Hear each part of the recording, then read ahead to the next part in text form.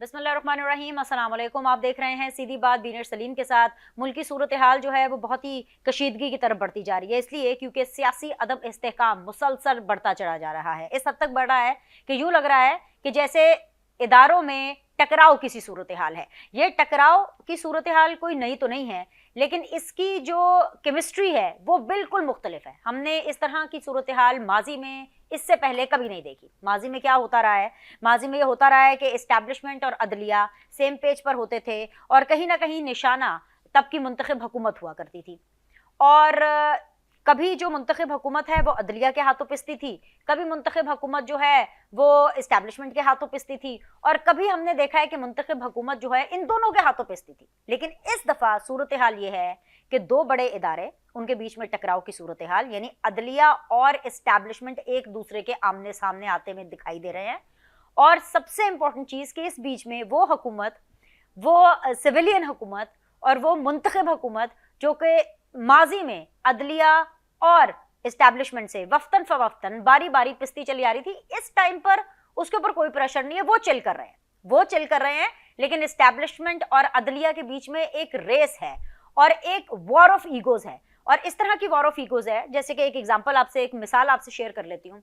एक खबर जो है वो सर्कुलेट की, जिसका मुझे कुछ समझ नहीं आई कि ये सर्कुलेट खबर क्यों कर रही है, ये खबर दी भी क्यों गई है, इसका अवामी मुफाद आमा से तो कोई ताल्लुक नहीं है, इसका पाकिस्तान की सियासी सूरत हाल से भी कोई ताल्लुक नहीं है। खबर थी कि जी इस्लामाबाद हाई कोर्ट ने खुफिया एहलकारों की अदालत में दाखिले पर पाबंदी लगा दी। अच्छा, ऐसी खबरें जंगल में आग की तरह फैलती हैं, लेना देना उसका कुछ नहीं होता, क्योंकि इस खबर से पहला तासुर तो यही गया कि शायद एक इदारे ने दूसरे इदारे के ऊपर अपनी जो इंपॉर्टेंस है उसको रखा है, कि एक इदारे ने दूसरे इदारे को शायद नीचा दिखाने की कोशिश की है। लेकिन उसके बाद हमने देखा कि जब जवाब और सवाल का सिलसिला शुरू हो जाता है। फैसल वाजा साहब आजकल बहुत एक्टिव हैं, प्रेस कॉन्फ्रेंसेस भी कर रहे हैं। उन्होंने एक प्रेस कॉन्फ्रेंस की और उसके अंदर उन्होंने क्लियरली कहा कि भाई अब पाकिस्तान के अंदर रियासत की इज्जत को उछालना बंद होना चाहिए। अगर इसी तरह इज्जत उछलती रही तो फिर जाहिर सी बात है जो जजेस हैं उनकी पगड़ियों के साथ फुटबॉल खेला जाएगा। हमें तभी अंदाजा हो गया था कि फैसल वाजा साहब कुछ ज्यादा बोल गए। हमें तभी अंदाजा हो गया था कि कहीं ना कहीं शायद कंटेम्प्ट ऑफ कोर्ट के जुमरे में ये चीज आए। लेकिन ये अंदाजा शायद किसी को नहीं था कि इसका जवाब अदलिया की तरफ से इतना डायरेक्ट आएगा, क्योंकि अदलिया की तरफ से जो जवाब आया वो ये आया कि अब हमें प्रॉक्सी के जरिए जवाब दिया जाएगा। तो जब सिचुएशन इस तरह की हो, मामलात इस लेवल पर पहुंच जाएं, तो पाकिस्तान के अंदर इस्तेहकाम कैसे आएगा, मौशी इस्तेहकाम कैसे आएगा, सियासी इस्तेहकाम कैसे आएगा, यही हम आज जानने की कोशिश करेंगे। इस वक्त सीधी बात जोन के अंदर हमें ज्वाइन किया हुआ है जी अब्दुल्ला हमीद गुल साहब ने, सरबराह हैं तहरीके नौजवानाने पाकिस्तान के, और हमें ज्वाइन किया है जी खालिद फारूकी साहब ने, सीनियर जर्नलिस्ट हैं, सीनियर एनालिस्ट हैं। जैसे दीगर मेहमान इस शो का हिस्सा बनेंगे हम उनको आपके रूबरू कराएंगे। आगाज कर लेते हैं। खालिद फारूकी साहब, मुल्क की सूरत हाल जो है वो कशीदगी की तरफ बढ़ रही है। जिस तरह से दो इदारे, दो बड़े इदारे, दो पावरफुल इदारे, मेरे ख्याल से पाकिस्तान की तारीख में पहली दफा सेम पेज पर नहीं है, दो अलग अलग पेजेस पर हैं, और वो भी दो अलग अलग किताबों के दो अलग अलग पेजेस पर हैं। ये सूरत हाल किस तरफ जा रही है? देखिए बीनिश, आपने जो इस बारे में कहा ना कि पाकिस्तान में ये रियासती इदारों में माजी में भी ऐसी महाजरा ही रही है। और हमें याद है कि कभी इस पे किताबें लिखी गई थी एजेंसियों की लड़ाई के नाम से। अच्छा, कभी जो इदारे हैं इनकी पार्लियामेंट के साथ और सियासतदानों के साथ और मुंतखब हुकूमतों के साथ भी महाजरा ही रही, और कभी उसमें हुकूमतों का कसूर होता था, कभी इदारों का कसूर होता था। ये सारा कुछ माजी में यहाँ पे होता रहा है। लेकिन क्योंकि गुज़श्ता 15-20 साल से हमने ये देखा कि जो अदलिया है, अदलिया ने बिलखुसूस बाज मामलात में एस्टेब्लिशमेंट के साथ मिलकर या इदारों से मिलकर, या मतलब कई ऐसे फैसले सामने आए जिसके नतीजे में यूं महसूस हुआ कि जैसे अदलिया ने इदारों का उन मामलात में साथ दिया, तो मुंतखब हुकूमत पाकिस्तान में फारिग की गई। कई वज़ीर आज़म के खिलाफ एक्शन लिया गया, मुख्तलिफ किस्म के स्कैंडल सामने आए। जब भी कोई स्कैंडल सामने आया उसमें हमने ये देखा कि इदारे एक तरफ थे और पार्लियामेंट एक तरफ। लेकिन अब इस वक्त जो सूरत हाल है इसमें जो है पार्लियामेंट ये यकीनी तौर पे एक जानिब है, और हम देख रहे हैं कि जो अदलिया है और कोई एक दो इदारे जो हैं उनमें शायद कुछ इस तरह की कशीदगी और महाजरी हमें देखने में मिल रही है, जिसमें एक दूसरे से शिकायत है। और ये कहा जा रहा है कि जैसे जजेस ने एतराज किया, इस्लामाबाद हाई कोर्ट के जजेस ने खत लिखा कि उनके मामलात में मुदाखलत की जा रही है, यानी अदलिया के मामलात में मुदाखलत की जा रही है। तो जस्टिस मैं ये कह रहा था कि जस्टिस सिद्दीकी ने इस बारे में अपना केस तो बिल्कुल पब्लिक के सामने ओपन कर दिया था, और उन्होंने ये कहा कि जनाब अब हमारे जो प्रेशराइज किया जाता है मुख्तलिफ इदारों की जानिब से अदलिया को, और अपनी पसंद के फैसले करवाए जाते हैं, अपनी पसंद के बेंचेस जो हैं ये बनवाए जाते हैं। तो उस पे जो कुछ उनके साथ बाद में हुआ वो भी हमने देखा, और फिर जिस तरह सुप्रीम कोर्ट ने अब उनको रेस्क्यू किया है वो भी हमने देखा। लेकिन ये जो मामला इस वक्त है ये कोई एक तो मैं समझता हूं कि कुछ चीजें इर्तिका के मराहिल में होती हैं। अच्छा, पाकिस्तान में भी ये चीजें ऐसी हो रही हैं जिसमें इदारे मुदाखलत करते हैं, और जुडिशरी की तरफ से अगर पहले रेजिस्टेंस नहीं थी और जुडिशरी पहले नहीं कहती थी, तो अब अगर जुडिशरी ने इस बारे में बात करना शुरू कर दी है और जजेस ये कर रहे हैं मामला कि वो इस चीज को नहीं पसंद करेंगे और कबूल नहीं करेंगे, तो ये तो एक बड़ी पॉजिटिव सी बात है। इसमें मुल्क में बहरान बढ़ता मुझे नजर नहीं आता। ये चीजें जो हैं कई ममालिक में माजी में हो चुकी हैं, कई ममालिक में इस वक्त भी हो रही हैं, लेकिन वहां इन चीजों को देख लिया जाता है। पाकिस्तान में ये जो इस वक्त हमारे सामने सीन सारा है, इसकी बुनियादी वजह यहाँ पे सियासी बहरान जो पहले से चल रहा था पॉलिटिकल पार्टीज के दरमियान, उसकी रोशनी में हम इन चीजों को देखते हैं। बाज औकात ये भी मालूम नहीं होता कि कौन किस जगह पे किस मकसद के लिए बात कर रहा है। बाज इकदाम जो बाज इदारों की जानिब से किए जाते हैं, कभी तो ये लगता है कि ये बिल्कुल दुरुस्त सिमत में काम हुआ, लेकिन जब कुछ अर्सा गुजर जाता है तो फिर ये मालूम पड़ता है कि इसके पीछे उस वक्त क्या मकसद था या क्या मकासद थे। तो यहाँ पे थोड़ी सी जो पाकिस्तान में एक साजिशी थियरी चलती है उसकी वजह से हमें फिर ये चीजों को देखना ये पड़ता है कि ये सारा कुछ इसी वक्त मुल्क में क्यों हो रहा है। पर मेरा ये ख्याल है कि अगर इस वक्त हमारी आला अदलिया जो है ये तहम्मुल का मुजाहिरा करे और मामलात को अपने कंट्रोल में रखे और इस हद तक आगे ना लेके जाए, क्योंकि अदलिया जो है वो इदारों को डायरेक्ट भी कर सकती है, उनको इंस्ट्रक्शंस भी दे सकती है, और वो अवाम की कबूलियत भी रखती है। और अगर वो अदलिया जो है अगर वहां से ये तासुर मिलेगा कि महाजराई दोनों जानिब से हो रही है तो फिर इससे मामलात खराब होने का खतरा होगा।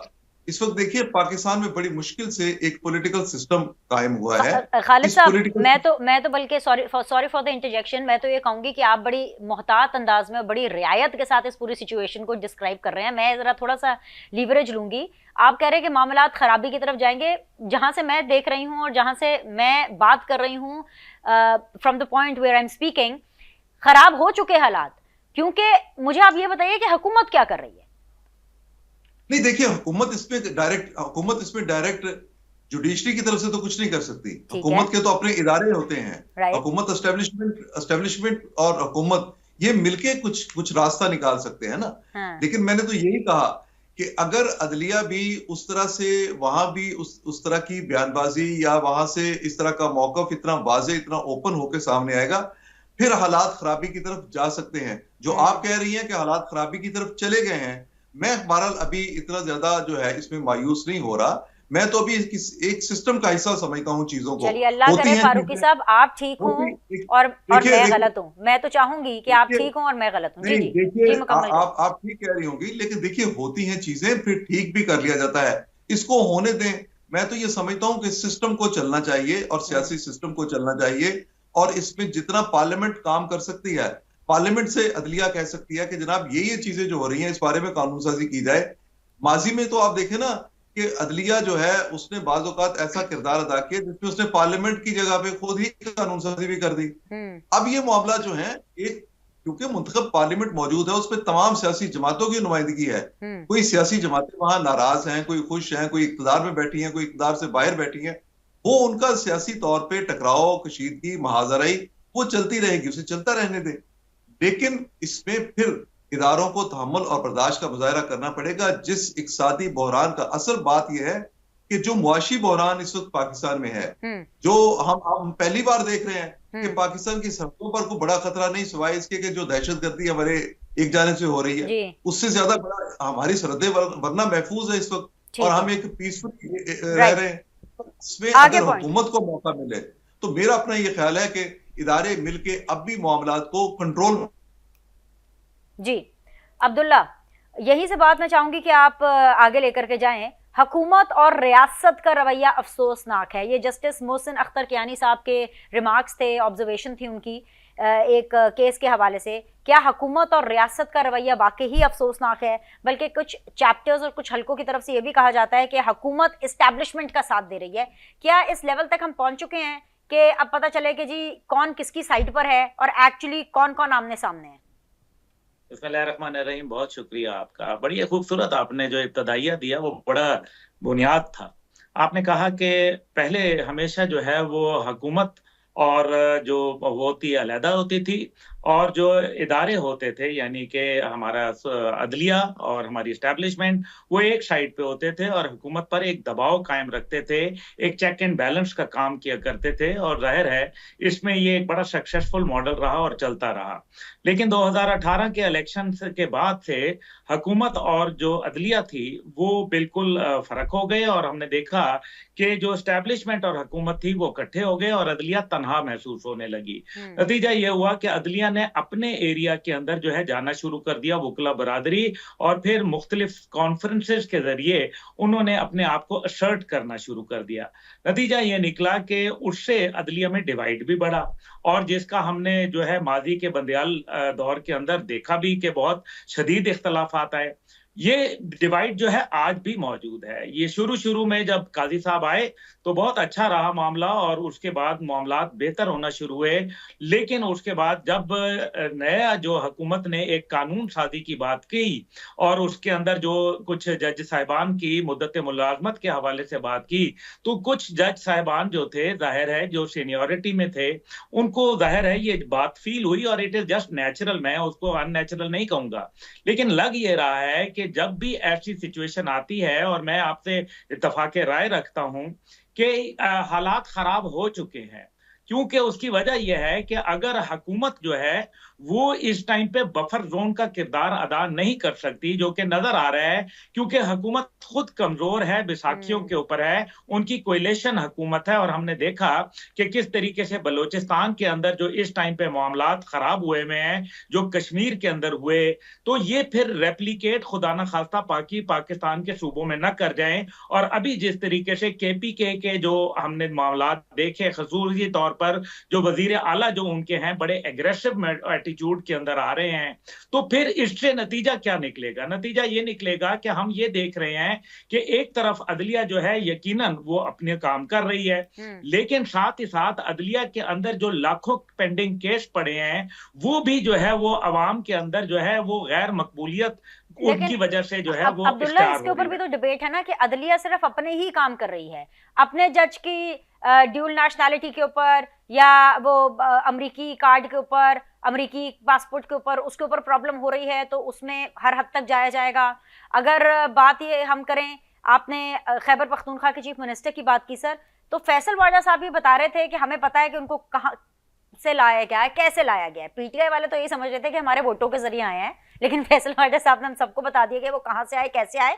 Who is selecting this people, who is actually giving them a choice? ये तो चॉइस जिस तरह से मुल्की हालात है होनी ही नहीं चाहिए। अगर एक दफा ये डिसाइड कर लिया रियासत ने कि 9 मई वालों के लिए कोई स्पेस नहीं है, और ये डिसाइड कर लिया कि कोई दुश्मनी भी नहीं निकालनी है और पाकिस्तान को आगे लेके जाना है, तो फिर इस तरह के फैक्टर्स के लिए जो स्पेस है वो किसने और कैसे क्रिएट की? देखिए, हम अपने आप से सच नहीं बोल रहे। फैसल वाडा साहब जो है जहां दूसरों पे पूछ रहे हैं कि वो कहां से आए, तो फैसल वाडा साहब खुद भी बता दें वो अपने बारे में कहते हैं सर, वो तो कहते हैं, मैं यही तो कह रही हूँ, वो इतने कॉन्फिडेंस से कहते हैं, इसीलिए तो आज उनको अदलिया की तरफ से सुनना पड़ा कि क्या प्रॉक्सी के जरिए हमें जवाब दिया जाएगा। वो तो खुलकर कहते हैं कि मैं ना पीपल्स पार्टी का हूं ना मैं नून लीग का हूं, फिर भी मुझे सेनेट के लिए तमाम पॉलिटिकल पार्टीज वोट देंगी। और सर हमने देखा कि तमाम पॉलिटिकल पार्टीज ने उनको वोट दिया। जी सर, वो मान रहे हैं इस चीज को। देखिए, मसला यहाँ ये है कि हमने हल की तरफ बात करनी है ना। अगर हल की तरफ जाते हैं तो हल में मुझे आप बता दें कि कैसे हल निकलेगा। डैगर ड्रॉन सिचुएशन है, दोनों तरफ तलवारें नियाम से बाहर निकली हुई हैं। और याद रखिए कि हमेशा जिसके पास ग्राउंड पे ताकत होती है वो, क्योंकि power grows out from the barrel of the gun, और जब आपकी जो ताकत है, और हमने माजी में इसकी मिसालें देखी हैं, इस सिचुएशन को कंट्रोल करने के लिए एक ही तरीका है, और वो है हुकूमत जो है मसालियती किरदार अदा करे। लेकिन हुकूमत का मसालियती किरदार जो है वो नहीं अदा हो रहा, जिसकी मैंने आपको वजूहात बता दी। अब यहाँ सिचुएशन यह है कि अब ये जो तूफान उठा है ये किसी को लेके जाएगा, ये बड़ा वादे नजर आ रहा है। और मुझे जो इसके अंदर जो कोलैटरल डैमेज है वो नजर आ रहा है। और सबसे बढ़कर अदलिया जो है वो अवाम के अंदर इसलिए भी गैर मकबूल है कि जैसे अभी आपने दोहरी शहरियत का जिक्र किया, देखिए दोहरी शहरियत के अंदर आप जो है बाकायदा ओथ लेते हैं, यानी कि आप हलफ लेते हैं कि मैं जिस मुल्क का शहरी हो रहा हूं उसके मैं वफादारी करूंगा, ये बाकायदा वाजे लिखा होता है। तो फिर एक जो आदमी ऐवान अदल में हो और वो जो है फिर ये काम करे कि, तो फिर मतलब बड़ा मुश्किल है कि एक तराजू में पाकिस्तान है और दूसरे तराजू में कोई और मुल्क है। तो ये भी मेरे ख्याल में एक सवाल है जो अवाम नहीं, लेकिन सर ये अब सवाल नहीं है ना, इसका जवाब दे दिया ना, अवाम नहीं पूछना चाहती अदलिया ने, क्योंकि इसका जवाब दे दिया है। उन्होंने कहा है कि भाई आइन इसकी इजाजत देता है। मैं तो ये सवाल उठाऊंगी कि भाई ये तो आइन जिन्होंने बनाया है और जिन्होंने कानून के अंदर ये सुकुम छोड़ा है कि एक तेजाद है कि जिन जजेस ने प्राइम मिनिस्टर तक को फारिग करना है वो ड्यूल नेशनल हो सकते हैं, वो दुनिया जहां में कहीं की भी नेशनैलिटी ले सकते हैं, लेकिन जो वजीर आजम है या जो पार्लियामेंटेरियन है उसके पास ड्यूल नेशनैलिटी नहीं होनी चाहिए। ये जरा सोचिएगा मुझे। जी जी जी सर। बिन सलीम साहबा, आप खुद जरा गौर करें कि ये हुकूमत जो है ये पीडीएम की शक्ल में भी मौजूद थी, इसने तब भी कानून साजी नहीं की, ये अब भी कानून साजी नहीं कर रही। इसका मतलब क्या है? कहीं ऐसा तो नहीं है कि ये अंदर से सब एक खाते में मिले हुए हैं और किसी एक मखसूस ताकत को जो है कमजोर करने के लिए पिन डाउन करना चाहते हैं? कहीं ऐसा तो नहीं है कि 2009 के अंदर जो एक बरतानिया के मिनिस्टर जो एडवोकेट जनरल थे, कहीं ऐसा तो नहीं है कि तमाम जमातें उनके साथ जो है वो राब्ते के अंदर हैं?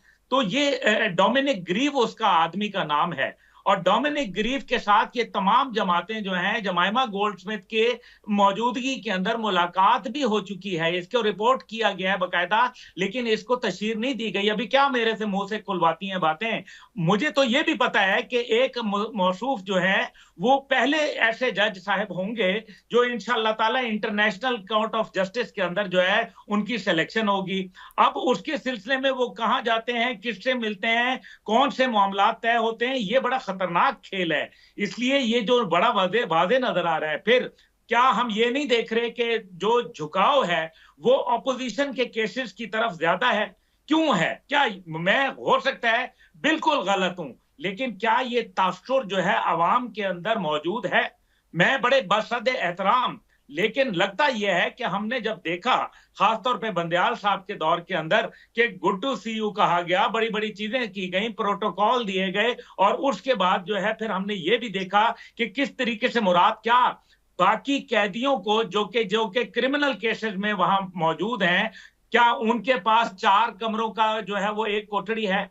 क्या उनके पास एक्सरसाइज मशीनरी है? क्या उनके मुतालिक जज पूछते हैं कि उनको देसी घी के अंदर जो है मुर्गा तल के दिया गया है या सर, नहीं क्योंकि दिया वो गया? सारे डरते हैं ना, वो सारे डरते हैं। आज एक बड़ा खूबसूरत जुमला आया कि मजबूत पार्लियामेंट, आजाद अदलिया और बेखौफ लीडर ये नागुजीर है मुल्क चलाने के लिए। ये तीनों चीजें चाहिए। और ये जब बात आती है ना बेखौफ लीडर की, तो सर ब्रेक में सोच लें, आप मेरे दोनों पार्टिसिपेंट सोच लें, हम बाकी पार्टिसिपेंट को भी लेने की कोशिश करते हैं, उनको शामिल करते हैं।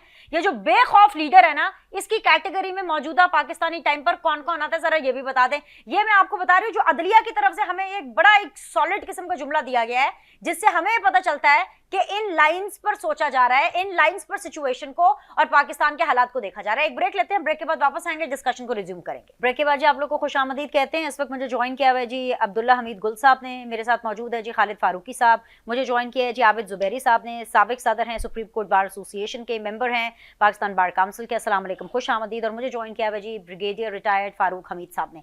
आबिद जुबैरी साहब, मैं आपसे इस सेगमेंट का आगाज करना चाहूंगी। जजेस की जानिब से मुदाखलत की शिकायत पर फैसल वाडा और हुकूमत खुलकर बोल रहे हैं और जैसे जैसे वो बोल रहे हैं इन रिटर्न अदलिया की तरफ से वैसा वैसा जवाब भी आ रहा है। बल्कि बड़ी इंटरेस्टिंग ऑब्जर्वेशंस जो आज हमारे सामने आई वो ये था कि मजबूत पार्लियामेंट, आजाद अदलिया और बेखौफ लीडर, ये तीनों का मिक्सचर चाहिए पाकिस्तान को आगे चलाने के लिए। सर आप एग्री करते हैं? बिस्मिल्लाहिर्रहमानिर्रहीम, मैं बिल्कुल इससे मुत्तफिक हूँ।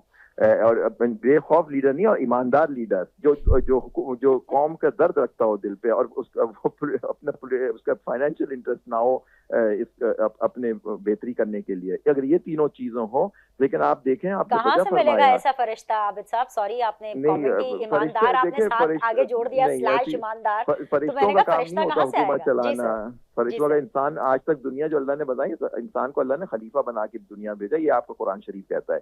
तो अल्लाह ने इंसानों के थ्रू करना है, फरिश्तों ने नहीं चलाना। और यही वो लीडर जो होता है इंसान चुनते हैं। 8 फरवरी को इस कौम ने एक वोट दिया, लेकिन अनफॉर्चुनेटली वो जो हमारा मैंडेट यहाँ चुराया गया और असली लीडर जो पार्टी जीती उसको नहीं गई। फॉर्म 47 की हुकूमत चल रही है। तो जाहिर बात जो हुकूमत ही बेसाखियों पे और गलत बेईमानी से आई है, वो किस तरह से इस मुल्क का बेहतरी कर सकती है। तो आप देखें रोज ब रोज आप देखिए किस तरह से करते जा रहे हैं। और यही वजह है कि कल जो हमने देखा, एक साहब जो जूता भी रख के एक टॉक शो में जूता भी रखा उन्होंने बताने के लिए कि उनका किससे ताल्लुक है उन्होंने, और एक और सेनेटर साहब ने जो मुस्लिम नून के मैंने सुना है, उन्होंने, मैंने दोनों का नहीं सुना लेकिन सुना उन्होंने अदलिया पे हमला किया। नेचुरली उनसे करवाया गया, जो उनके मास्टर्स हैं, देयर मास्टर्स वॉइस, तो वो उन्होंने बातें हमला की क्योंकि अब जुडिशरी खुल के आ गई है। सारे हाई कोर्ट ने लिख के दे दिया है कि ये सब इंटरफेरेंस इस तरह करते हैं। अब तो तशद्दुद तक बात आ गई, जजों में हाई कोर्ट के जज प्रोटेक्टेड नहीं है इन चीजों से।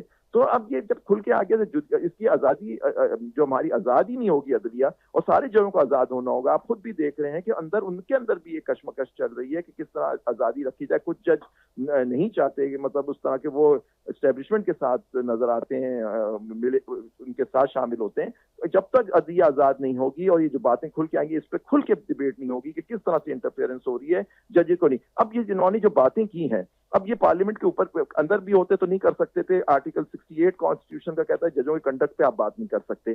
दूसरी बात, जब आपने टीवी चैनल्स में बैठ के प्रेस कॉन्फ्रेंस की है, तो क्यों अब ये सिर्फ ऑब्जर्वेशंस ना दी जाए, इन लोगों को कंटेम्प्ट नोटिस दिया जाए इन दोनों को, और कंटेम्प्ट में बुलाया जाए कि आके बताएं कि जी आपने किस तरह हमले किए। पिछले दौर में भी हमले होते थे, अगर उस वक्त ये कर लिया जाता तो आज इस लेवल पे नहीं आता। लेकिन जुबैरी साहब थोड़ा सा मुख्तलिफ था ना, पिछले दौर में अदलिया और एस्टैब्लिशमेंट मिल करके हुकूमत के ऊपर चढ़ाई किया करते थे। इस दौर में ऐसा नहीं है। इस दौर में पिछले साल नहीं, थोड़ा सा मैं आपको कलाम होता है। पिछली दफा जो अदलिया अलग खड़ी हुई थी, अदलिया के अंदर खुद डिवीजन था बड़ा सीरियस, आपको याद होगा, और अदलिया पे हमले हो रहे थे। पीडीएम की हुकूमत तो बाहर आके, मैं तो सदर था सुप्रीम कोर्ट बार का, बाहर आके उन्होंने धरना दिया सुप्रीम कोर्ट के और गालियां दी जजों को। जलसे जो होते थे पॉलिटिकल जलसे, उनमें इन जजों की तस्वीर लगा के गालियां दी जाती जब चीफ जस्टिस बंदयाल साहब होते थे।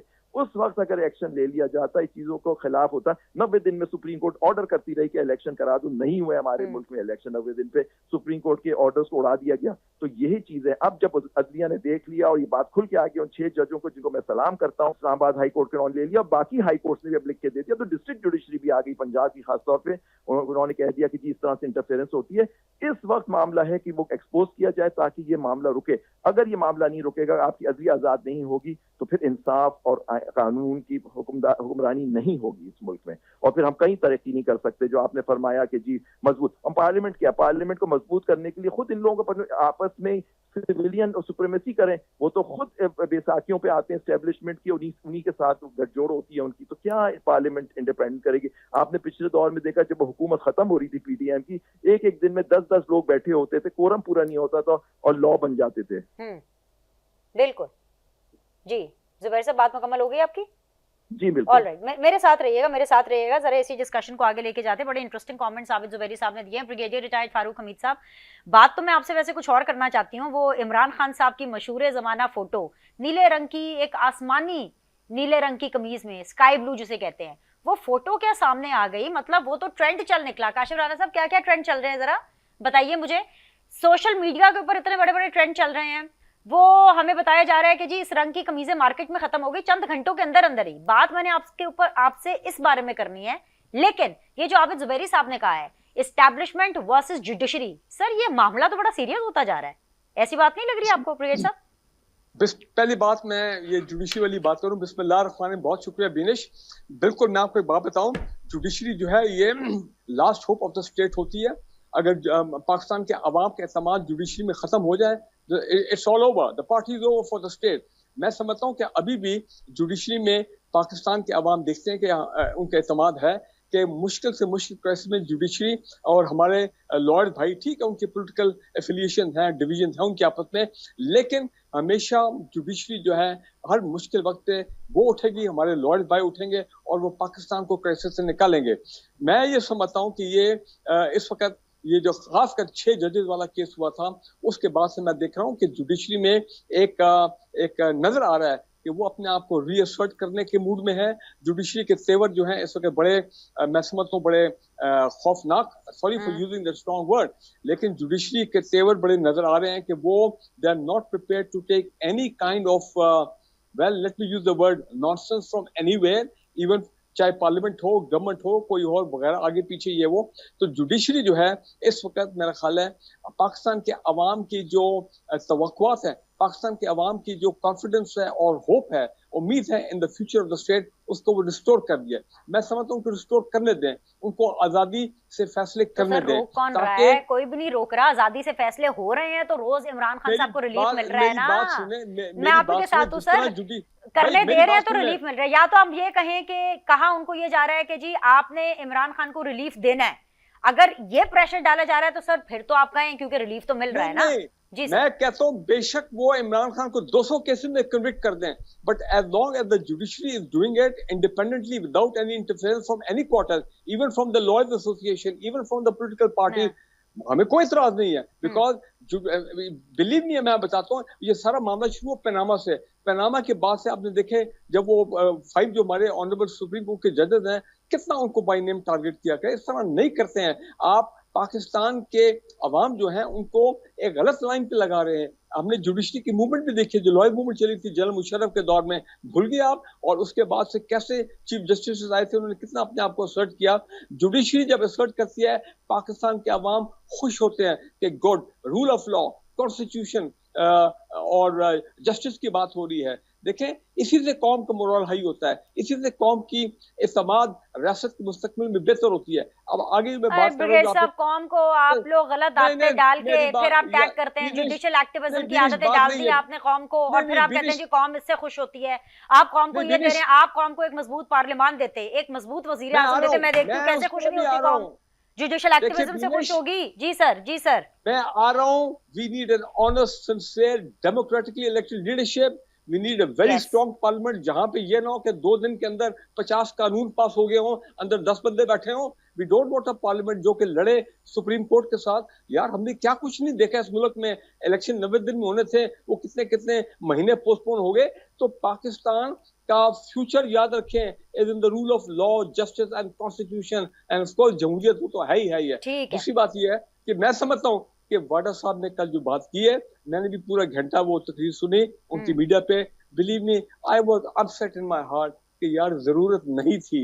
आप अदलिया को फैसला करने दें, गुड और बैड। उनके अंदर ही कोर्स करेक्शन होगी, उनके अंदर ही सिस्टम है, लार्जर बेंच। भाई आबिद जुबैरी साहब हैं और जो बाकी जो जुडिशरी है वो तो सीधा सीधा समझती है कि ये जो प्रेस कॉन्फ्रेंस है फैसल बाजा साहब की वो उनके मास्टर्स ने कराई है। जो लफ्ज इस्तेमाल किया है आबिद जुबैरी साहब ने यहाँ पर, तो आपने सुना ही कि वो तो ये कह रहे हैं, वो कह रहे हैं उन्होंने खुद थोड़ी ना की है। मैं ये कहूंगा वाडा साहब विद ऑल रिस्पेक्ट, भाई आप क्यों इस तरह के ऐसे लफ्ज इस्तेमाल करें कि people start pointing fingers toward you. You are an honourable man, Allah ताला ने आपको इतना पैसा दिया है, इज्जत दी है, आपका एक फेम है पाकिस्तान में। ठीक है आपका झगड़ा हो गया पीटीआई में, फिर आप दूसरी साइड पे चले गए, वो एक अलग बात है।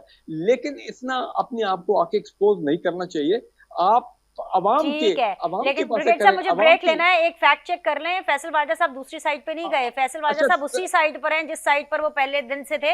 मुझे एक ब्रेक लेना है, ब्रेक के बाद वापस आएंगे। मैं बात करती हूँ इमरान खान साहब की वायरल फोटो, उसी पे मैंने बात करनी है, सबसे बात करनी है, अब्दुल्ला से भी, खालिद फारूकी साहब से, आबिद जुबैरी साहब से भी बात करूंगी कि कैसी लगी उनको फोटो। एक छोटा सा break, will be back. Welcome back जी। खालिद फारूकी साहब, मुल्क के हालात सीरियस हैं लेकिन आज भी लाइमलाइट बटोरी है 9 महीने के बाद एक ताजा तरीन, वो कहते हैं ना फ्रेशली अवन बेक्ड, वो वाली सूरत हाल है। क्योंकि वो एक ताजा तरीन जो फोटो आई है ना इमरान खान साहब की, भाई वो तो हर जगह पे चर्चा कर रही है। पहले जी फोटो क्यों आई, आ गई फोटो, फिट लग रहे हैं, बुरे लग रहे हैं, जबरदस्त लग रहे हैं, डट के खड़ा है कप्तान, कुछ लोग ये कह रहे हैं, कुछ लोग कह रहे हैं अरे भाई डिप्रेस लग रहे हैं, डिमोरलाइज लग रहे हैं।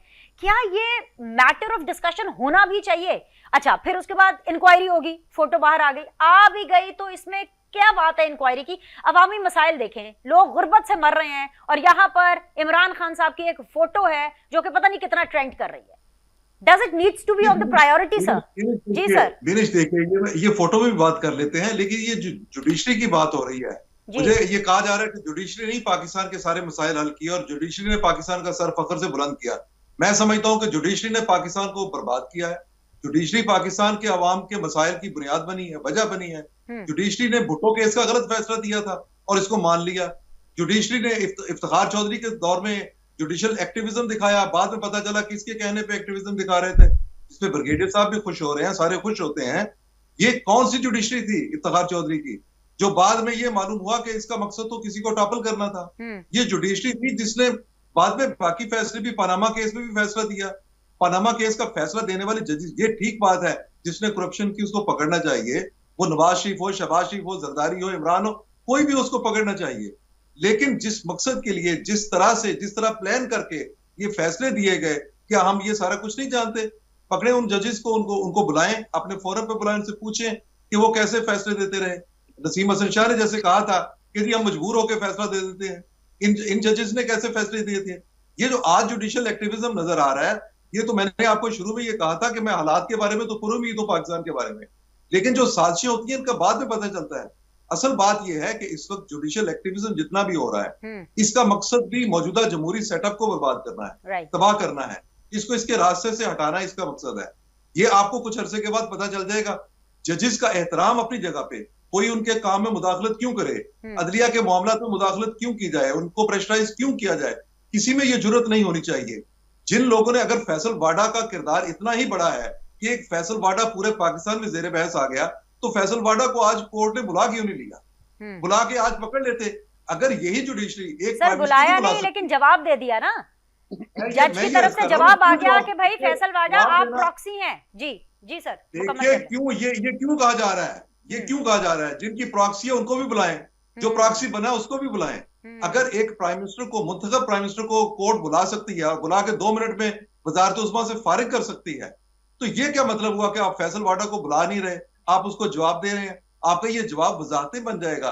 देखिए हम ये समझते हैं कि पाकिस्तान में हर इदारे को इस्तेहकाम मिलना चाहिए, हर इदारे को मजबूत होना चाहिए। जुडिशरी अपनी जगह पे मजबूत हो, पार्लियामेंट अपनी जगह पे मजबूत हो, लेकिन जब जुडिशरी माजी में पार्लियामेंट की कमजोरी का सबब बनती रही, तो आप ये कैसे कह सकते हैं कि वो पार्लियामेंट इतनी ताकतवर हो जाएगी कि वो आज जुडिशरी को तहफ़्फ़ुज़ दे सकेगी? पार्लियामेंट तो बेचारी खुद इस वक्त सहमी हुई है, उसको ये पता नहीं, उस पे करप्शन, उस पे जो है इलेक्शन की धांधली के उस पे इल्जामात है, हुई है, यकीनी तौर पे हमने भी अपनी आंखों से देखा, कई जगह पैसा पॉइंट उठाया है। मेरे साथ ही रहिए खालिद फारूकी साहब, जरा आबिद जुबैरी साहब, ये आपने सुना है कि खालिद फारूकी साहब क्या कह रहे हैं? बड़ी बारीक नजर रखते हैं पाकिस्तान के तमाम तर मामलात पर, और ये जो बात कर रहे हैं, ये आप इनको सिर्फ इनका पर्सनल तज्जिया ना समझिएगा, ये पल्स भी जानते हैं। ये कह रहे हैं कि पाकिस्तान इस वक्त जिस हाल में, आबिद जुबैरी साहब, उसके अंदर जुडिशरी का तो बहुत बड़ा हाथ है। मैं बिल्कुल इनसे इख्तिलाफ करूंगा, इन साहब से अदब के साथ। इन्होंने जो बात की जुडिशरी की ने मुल्क को तबाह किया, क्योंकि देखिए जुडिशल एक्टिविज्म उसी वक्त होती है जब पार्लियामेंट कमजोर होती है, जब पॉलिटिशियंस अपनी मामले बजाय पार्लियामेंट में या बातचीत से तय करने से अदालतों में केसेस फाइल करते हैं आगे। भुट्टो में भी, भुट्टो केस में भी ऐसा ही हुआ ना जी। जो ये चीज है ना, ये केसेस लेके कौन आता है पार्लियामेंट? यही पॉलिटिशियंस लेके आते हैं। आप देख लो उठा के जो जिन केसों का नाम ले रहे हैं, इफ्तिखार चौधरी साहब के जमाने में बहुत एक्टिविज्म, दूसरी बात पनामा के जमाने में justice Iftikhar Chaudhry chief justice नहीं थे और उनको रिटायर हुए भी 5 साल हो गए थे। तो ये सारी चीजें जो उन्होंने बात की, वो हो सकता है उससे इख्तिलाफ हो उनका, जो भी चीजें, लेकिन ये कहना कि जुडिशरी नहीं, हाँ मैं एग्री करूंगा कि पास ऐसे केसेस आए हमारी तारीख में कि जुडिशरी ने ऐसे फैसले दिए, आज तक हम उससे भुगत रहे हैं, जैसे मौलवी तमीजुद्दीन खान का केस और ये सारी चीजें, आज तक उसका असर हम देखते हैं हमारे मुल्क की तारीख में, और आज तक उसका असर है। लेकिन ये कह देना कि जुडिशरी, देखें जो हो रहा है ना, कि मतलब एस्टेब्लिशमेंट जो होती है वो चाहती है कि जुडिशरी उसके सबसर्विएंट रहे। पार्लियामेंट को उन्होंने कर लिया है, पार्लियामेंट उनके सबसर्विएंट, पार्लियामेंट डरी हुई है क्योंकि फॉर्म 47 की हुकूमत आई हुई है। आप देखिए आज इलेक्शन कमीशन ट्राइब्यूनल्स को नोटिफाई नहीं कर रहा, जो लाहौर हाई कोर्ट ने जजेस दिए कि जी ट्राइब्यूनल को इलेक्शन पिटीशन ना कर सके। आबिद जुबैरी साहब, खान साहब की फोटो से आपको डरे हुए लगे कि नहीं लगे? जरा ये जरूर बता दें, क्योंकि मुझे ब्रेक पर जाना है। लगे इमरान खान साहब फोटो में डरे हुए लगे कि नहीं? पार्लियामेंट को आपको डरी हुई लग रही है? वो आप चाहे ये बात कर रहे हैं, इन्फ्लुएंस की बात कर रहे थे, जो फैसले लिए गए नीचे वो डिस्ट्रिक्ट वो जजेस से जो इन्होंने कन्विक्ट किया इमरान खान को, वो किसके कहने पे किया? वो सारे फैसले आप देखिए किस तरह से उड़ते हैं हाई कोर्ट में, क्योंकि एविडेंस थी ना, प्रोसीजर फॉलो किया और जल्दी से इलेक्शन से पहले उनको सजाएं सुना दी गई। ये बात होती है, ये होता है जब जुडिशरी इंडिपेंडेंट ना हो। तो ये बिल्कुल डरे हुए नहीं है। आप तस्वीर से कैसे कह रहे हैं, उनकी तस्वीर आई और ट्रेंड, हाँ वो एक पॉपुलर लीडर है और ये मामले होंगे। आज अवाम ने उसको देखा, उनको देखा और उससे खुश हुई अवाम। सही बात है। क्योंकि आ आप गया किसी पॉइंट को आपका। तस्वीरों से हटाने से ये नहीं होता कि वो आदमी चला जाता है। डेफिनेटली। एक ब्रेक लेते हैं, ब्रेक के बाद वापस आएंगे। अब्दुल्ला हमीद गुल साहब, वो बिल्कुल नहीं डरे हुए हैं, पॉपुलर तरीन लीडर हैं, ये दिमाग में रख के आपने जो है ना अगला एनालिसिस देना है। Will be back after a break. Welcome back. Abdullah Hameed Gul sahab, Imran Khan साहब, उनकी फोटो वायरल, ट्रेंड और कमीजें खत्म हो गई हैं, वो रंग इतना ज्यादा मार्केट में आना शुरू हो गया है कि मैं आपको क्या बताऊं। जी सर। देखिए, जहां तक ताल्लुक है डरे हैं या नहीं डरे, मेरा ख्याल है कि डरे हुए तो जरूर हैं, इसमें कोई शक व शुबा नहीं है। और उसकी वजह यह है कि हमने माजी में भी देखा, जब उन्होंने वजीर आजम हाउस पे हमला किया तो बाद में फिर जाके बजाय इसके कि फ्रंट पे जाते, उन्होंने ताहिरुल कादरी साहब के कंटेनर में जाके पनाह ली थी। तो मेरे ख्याल में it speaks volumes about his bravery. तो ये तो चलें एक साइड के ऊपर बात करते हैं, अभी जुडिशरी के ऊपर बात करते हैं। जुबैरी साहब ने कुछ बातें की, उनको रिस्पॉन्ड करना बड़ा जरूरी है। पहली बात यह है कि उन्होंने कहा कि जी पार्लियामेंट के आइन के अंदर मुताबिक जो है वो जजेस जो हैं उनको आप क्वेश्चन नहीं कर सकते। क्यों नहीं कर सकते? बेशक अगर ये आइन में है तो तब भी गलत है, इसको चेंज करना चाहिए। अगर खुलफा राशिदीन का जो है मुहासबा हो सकता है, अगर नबी पाक सल्लल्लाहु अलैहि वसल्लम अपनी बेटी के लिए ये कह सकते हैं कि इसकी जगह फातिमा होती तो हम उनको जो है वो कोड़े लगवा देते, तो फिर मुझे ये बताइए कि जजेस जो हैं वो क्या हमारे नाउजुबिल्लाह नाखुदा बने बैठे हैं? नंबर 1। नंबर 2 ये है कि जिस मास्टर्स की बात की, तो मास्टर तो वही होता है ना जिसकी तरफ लोग देखते हैं। बिल्कुल ये पार्लियामेंट जो भी है इसको कह लें, बिल्कुल बस अदे एहतराम में इनके साथ जो है वो ठीक है, इनकी बात मान लेते हैं। तो फिर वो एम्पायर की उंगली का कौन इंतजार कर रहा था? वो मास्टर कौन था जिसकी उंगली का इंतजार 126 दिन का धरना जो है वो कर रहा था? तो तब भी मास्टर तो था ना। इसका मतलब यह है कि जो अब आ जाते हैं दूसरी बात के ऊपर, अब ये आ जाते हैं कि जी जुडिशियल जो मामलात हैं, अब 138वें नंबर पर करप्शन के ऊपर जो है वो पाकिस्तान की जुडिशरी स्टैंड करती है इंटरनेशनल रेटिंग के मुताबिक।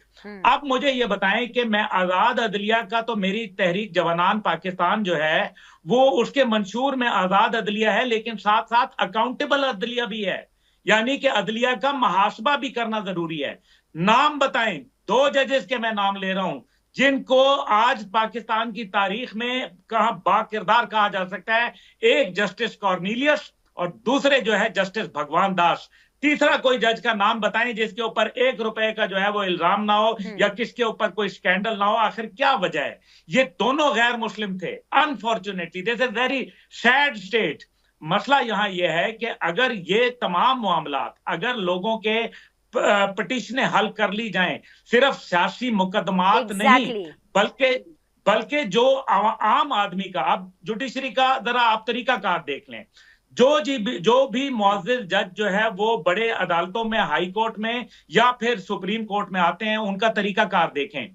वो या तो किसी पार्टी से जो है वो वाबस्ता होते हैं या किसी पार्टी या सीनियर ऐसे लोगों के मुकदमात जो है वो लड़ रहे होते हैं और उसके बाद वो जज अपॉइंट हो जाते हैं। जो नीचे से जो बाकायदा जज जो है भर्ती होके आते हैं, वो उनमें से शायद 1% भी लोग जो है वो ऊपर नहीं आते, वो नीचे सेशन कोर्ट के ऊपर फारिग हो जाते हैं। क्या ये अलमिया नहीं है? तो फिर इसका मतलब है अगर ये अलमिया है तो इसका क्या हल निकाला जाएगा? इसका भी हल निकलना चाहिए सर। बड़ी आपने खूबसूरत बात की है, इसका भी हल निकलना चाहिए। इतनी अच्छी आपने बात की है। ब्रिगेडियर फारूक हमीद साहब, वक्त मेरे पास कम है, लेकिन मैं ये पूछे बगैर आपसे कि आपको फोटो कैसी लगी? आप किस तरफ हैं? आप उन लोगों में शुमार होते हैं जिनको लग रहा है कि इमरान खान साहब डर गए हैं, कमजोर हैं, या आप उन लोगों में शुमार होते हैं कि आपको लग रहा है नहीं नहीं नहीं नहीं डट के खड़ा है कप्तान? सर आप किन लोगों में हैं? मैं पाकिस्तान के अवाम के साथ हूँ। अच्छा? पाकिस्तान की अवाम की मेजॉरिटी जिसके साथ है, जिसको वो वोट देगी, जाहिर बात है I have to respect the will of the people. मैं उनके साथ हूँ। मैं इमरान खान या उसकी पार्टी के साथ from that point of view कोई ताल्लुक नहीं है। हाँ, मैं मानता हूँ कि आज जो तस्वीर आई है उसके ऊपर आप देखें कि एक बड़ा, और जिस वक्त कल रात को ही लोगों ने कहना शुरू कर दिया था कि जनाब इन एंटिसिपेशन के जनाब आज बहुत बड़ा दिन है, आज वो लाइव देखेंगे, लाइव ट्रांसमिशन। मैंने उस वक्त ट्वीट की थी रात 12:15 बजे। मैंने कहा था, अंग्रेज ने एक जुमला बनाया है, कहावत, many a slip between the cup and the lip. तो वही हुआ कि देखें, वही हुआ कि जनाब नहीं आने दिया, वो लाइव ट्रांसमिशन नहीं हुई और जनाब नहीं हुआ। हालांकि चीफ जस्टिस साहब ये कहते हैं, जजेस भी आपस में ये बातचीत कर रहे थे। मैं सिर्फ ये कहना चाह रहा हूँ खुदारा प्लीज ट्राई टू अंडरस्टैंड। ये हम ऐसे इश्यूज में पड़ गए हैं कि जिससे जो मेन इश्यूज है उससे हम डिफ्लेक्ट हो रहे हैं। मैं हैरान हूँ 4 दिन से 4 दिन से कोई बीच जरूर एक बात करना चाहूंगा मुझे और वो जो ये जो दुबई बीच आई है, दुबई एक मिनट ब्रिगेडियर साहब एक छोटा सा लुकमा, आप ही का टाइम है, मैं आपसे टाइम नहीं ले रही हूँ, मुझे शो क्लोज करना है, लेकिन एक छोटा सा लुकमा अब्दुल्ला देना चाह रहे हैं। अब्दुल्ला लुकमा दे दीजिए। जी ब्रिगेडियर साहब, मैं आपसे सिर्फ ये कहता हूं कि दुनिया में सबसे बड़ा मजहब जो है वो इस टाइम पे क्रिश्चियनिटी है, तो फिर माइट इज राइट का मतलब ये है कि हम क्रिश्चियन हो जाएं, मुसलमान छोड़ दें अपने आप को। Might is never write. 313 हमेशा जो है वो 1000 के ऊपर भारी होते हैं। हमेशा जो सच्चाई होती है वो छोटी होती है, उसके साथ लोग कम होते हैं। दूसरी बात यह है कि अगर इतने लोग साथ हैं तो फिर जो ईद के फौरन बाद कॉल दी थी कि कहीं हम एहतजाज करेंगे, आज वो एहतजाज कहां खड़ा है? ठीक है जी, वेरी क्विकली। बात मानता हूं जो आप कह रहे हैं, 1 मिनट। मेरा उनकी पार्टी से कोई ताल्लुक नहीं, लेकिन मैं आपको सिर्फ ये बता दूं कि अगर एक शख्स पाकिस्तान में, जुल्फ़िकार अली भुट्टो साहब याद है कितने पॉपुलर थे, खुदा की कसम हम 4-4 घंटे खड़े होते थे स्कूल कॉलेज के दौर में उनको देखने के लिए, भुट्टो साहब की झलक देखने की। पाकिस्तान के अवाम का एक माइंडसेट है, उस माइंडसेट को समझना जरूरी है। वो आइडियलाइज करते हैं, अब जो भी नेशनल हीरोज हों, हम एडी को आइडियलाइज करते हैं, हम कायदे-आज़म तो करते ही हैं, तो वो तो बानी पाकिस्तान है। तो देखें, नेशनल हीरोज को ये कॉमन सी बात होती है, कोई इसमें कोई बड़ी बात नहीं है। बिल्कुल जी, नेशनल हीरोज को वैल्यू करना चाहिए और सेलिब्रेट करना चाहिए, लेकिन उसके लिए नेशनल हीरोज क्रिएट भी करने चाहिए। बहुत बहुत शुक्रिया जी मेहमानों का ज्वाइन करने के लिए। प्रोग्राम का वक्त बहुत ज्यादा हो गया है, आप लोगों से इंशाल्लाह ताला अगले हफ्ते को मुलाकात करेंगे। लुक आफ्टर, अल्लाह हाफ़िज़।